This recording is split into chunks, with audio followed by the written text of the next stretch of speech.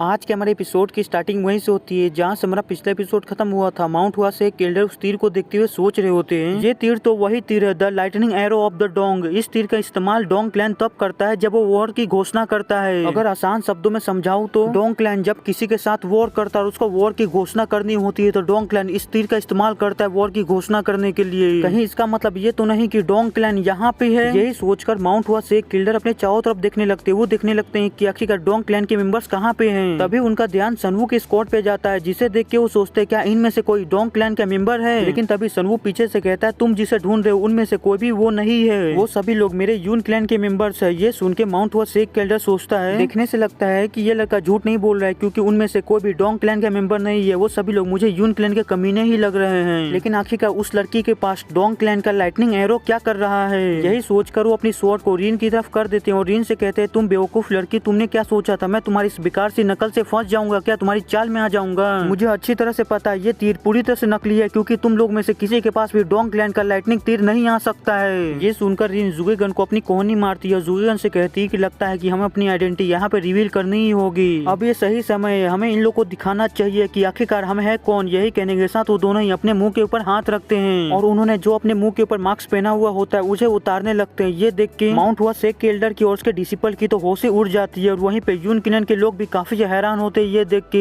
Clear cloud के leader ये देख के कहते हैं क्या उन्होंने अपने चेहरे के ऊपर मास्क पहना था, हमें तो ये बात पता ही नहीं थी अभी तक। तभी रीन अपने चेहरे के ऊपर से पूरा मास्क हटा देती है और मास्क हटाने के बाद वो काफी ज्यादा खूबसूरत लग रही होती है। मैं आगे भी कुछ कहना चाहता हूँ फिर मैं स्टोरी से भटक जाऊंगा और ये वीडियो बनते ही रह जाएगा। चले आगे स्टोरी को कंटिन्यू करते हैं। सनवू ये देख के सोचता है मुझे लगा नहीं था कि ये लोग अपनी पहचान को यहाँ पे रिवील करेंगे। इन्होंने अपनी पहचान को रिवील करने में काफी लंबा समय लगा दिया। ये सोचना कि ये दोनों अपनी पहचान को यहाँ पे रिवील करेंगे ये पूरी तरह से अनएक्सपेक्टेड था। और वहीं पे माउंट हुआ से केल्डर रीन को यहाँ पे देख के काफी ज्यादा चौंके हुए होते। वो रीन को देखते हुए सोच रहे होते ये लड़की तो डोंग क्लैन की वाइस लीडर है, लेकिन आखिरकार ये लड़की यहाँ पे क्या कर रही है। तभी जुगेगन और रीन माउंट हुआ से केल्डर को ग्रीट करते हैं और रीन माउंट हुआ से केल्डर से कहती है सीनियर मुझे माफ कीजिएगा अगर मैंने इस फाइट के बीच में आके आपकी डिसरिस्पेक्ट की हो तो। मैं इस फाइट के बीच में बस इस फाइट को रोकने के लिए आई, आपकी डिसरिस्पेक्ट करने के लिए नहीं आई, इसलिए मुझे उम्मीद है कि आप समझेंगे। और अभी मैं एक मिशन के बीच में हूँ तो मुझे उम्मीद है कि आप मेरे साथ कोऑपरेशन करेंगे और मुझे जो मिशन के लिए जानकारी चाहिए उसे इकट्ठा करने देंगे। ये सुनकर माउंट हुआ से केल्डर सोचता है यहाँ पे डोंग क्लैन के साथ ही साथ जुगे क्लैन का भी मेंबर है। भले ये दोनों अभी बच्चे और इनके पोजीशन से मेरी पोजीशन हाईयर लेवल पे है, लेकिन फिर भी वो दोनों 7 सबसे बड़े क्लैन में से 2 क्लैन के बच्चे हैं, इसलिए मैं इनके साथ कुछ भी नहीं कर सकता हूँ। और ऐसे भी ये लोग आगे चल के अपने क्लैन के हेड बनने वाले हैं। अगर मैं अभी इन दोनों बच्चों को कुछ भी करता हूँ या इन्हें ऑफेंड करता हूँ तो आगे चल के मेरे माउंट हुआ शेख को काफी सारी परेशानियों से गुजरना पड़ेगा और इन सब चीजों की वजह से मेरे माउंट हुआ शेख पे बुरा असर भी पड़ेगा। मुझे किसी भी तरह इस मामले को कवर अप करना पड़ेगा। यही सोच के रीन और जुगेगन से कहते हैं जैसा कि तुम दोनों को यहाँ की सिचुएशन के बारे में पता ही है, इस बच्चे ने मेरी काफी ज्यादा बेइज्जती की और साथ ही साथ इस बच्चे के ऊपर डिमोनिक आर्ट का यूजर होने का सस्पेक्ट भी, और साथ ही साथ इस बच्चे की पावर डिमोनिक आर्ट के यूजर जैसी ही है बिल्कुल, जिसकी वजह से मैं यहाँ पे जस्टिफिकेशन करने के लिए आया हूँ और इस बच्चे को खत्म करने के लिए। लेकिन तुम दोनों ने इस फाइट के बीच में आके इस फाइट को रोका और इस बच्चे को बचाया और मेरी डिसरिस्पेक्ट की। ये सुनकर रीन कहती है सीनियर मेरा आपको डिसरिस्पेक्ट करने का कोई भी इरादा नहीं था, मैं इस फाइट के बीच में बस इसलिए आई ताकि मैं अपने उस सहायक को बचा पाऊँ जो मेरे फ्लाइंग ह्यूक स्क्वाड के मिशन को पूरा करने में मेरी मदद कर रहा है। और साथ ही साथ इस इंसान का मेरे डोंग क्लैन के ऊपर एहसान भी है जिसकी वजह से मुझे इसको बचाने के लिए इस फाइट के बीच में आना पड़ा। ये सुनकर माउंट हुआ से केल्डर हैरान हो जाता है। वो सनवू को देखते हुए सोचता है क्या ये इंसान फ्लाइंग ह्यूक स्क्वाड का सहायक है और इस इंसान का डोंग क्लैन के ऊपर एहसान भी है। यही सोचकर आगे वो रीन से कहते हैं इससे क्या फर्क पड़ता है कि डोंग क्लैन के ऊपर उस इंसान का कोई एहसान है, इससे ये नहीं बदल जाता है कि वो इंसान के ऊपर डिमोनिक आर्ट यूजर होने का सस्पेक्ट है। अगर आज मैं इस लड़के को कोई सजा नहीं देता हूँ और दुनिया को ये नहीं दिखाता हूँ कि डिमोनिक आर्ट का यूजर का क्या असर होता है, उनके साथ क्या किया जाता है, तो ना जाने फ्यूचर में क्या होगा। कहीं ये डिमोनिक आर्ट का यूजर निकला तो इसकी रिस्पॉन्सिबिलिटी कौन लेगा। डोंग क्लैन की मिस डोंग क्या आप इस बंदे की जिम्मेदारी लेने को तैयार है कि आगे चल के फ्यूचर में ये डिमोनिक आर्ट का यूजर निकला तो इसकी सारी जिम्मेदारी आपकी होगी। रीन कहती है मुझे उसके ऊपर भरोसा है, वो डिमोनिक आर्ट का यूजर नहीं हो सकता, इसलिए मैं उसकी जिम्मेदारी लेती हूँ। अगर आगे चल के फ्यूचर में कुछ भी होता है तो उसकी सारी जिम्मेदारी मैं लूंगी। वो डिमोनिक आर्ट का यूजर होगा फिर भी उसकी सारी जिम्मेदारी मैं लूंगी। जबकि सभी को ये बात पता चल गई है कि ये सारी चीजें गलत फहमी से चालू हुई है तो सीनियर क्यों ना आप इस चीज को यहीं पे खत्म कर देते हैं। ये सुनकर माउंट हुआ से केल्डर कहते हैं जबकि डोंग क्लैन मुझसे रिक्वेस्ट कर रहा है तो मैं इस चीज को कैसे मना कर सकता हूँ, मुझे उसको माफ करना ही पड़ेगा। अब यही कहकर वो अपने सभी डिसिपल से कहते हैं कि सभी लोग अपनी स्वॉर्ड को वापस रख लो, हम यहाँ से विड्रॉ कर रहे हैं, हम यहाँ से जा रहे हैं। ये सुनकर डियोक्चुअल माउंट हुआ से केल्डर से कहता है मास्टर क्या आप मेरा बदला नहीं लेंगे, मेरे बदले का क्या हुआ।